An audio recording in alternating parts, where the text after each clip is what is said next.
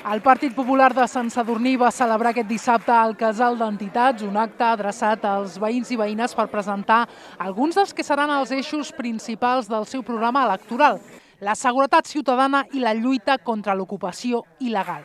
La nova candidata, Mar Guirao, va estar acompanyada per l'eurodiputada sadurninenca Dolors Montserrat, l'exalcalde de Badalona i candidat Xavier García Albiol i Josep Tutusaus, alcalde de Pontons i secretari general del partit a Barcelona.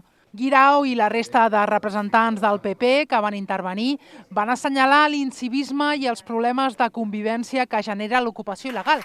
Una de les mesures que plantegen és desallotjar la caserna de la Guàrdia Civil per destinar-la a les noves dependències de la policia local.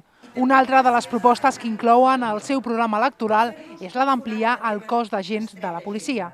Durant l'acte, a més, es va celebrar una taula rodona amb testimonis de l'ocupació i un especialista en la matèria.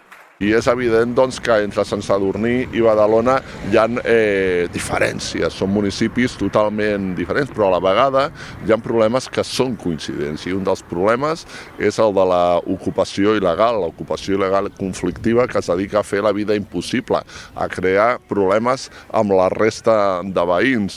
I l'evidència i els fets el que estan demostrant és que fins al dia d'avui en l'Ajuntament de Sant Sadurní no hi ha cap partit polític, no hi ha cap representant que es posi al costat dels veïns respecte al problema de l'ocupació. Ben al contrari, ens estem trobant en aquests moments que a Sant Sadurní els representants polítics el que fan és consentir els actes d'incivisme, de problemes de convivència que estan provocant els ocupes.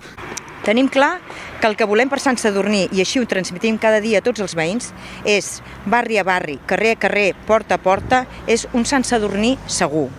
Volem un poble sense delinqüència, ni ocupes, ni a les cases dels veïns ni a l'antiga caserna de la Guàrdia Civil. Demanem desallotjar l'antiga caserna de la Guàrdia Civil i destinar-la amb les millors instal·lacions per la policia local.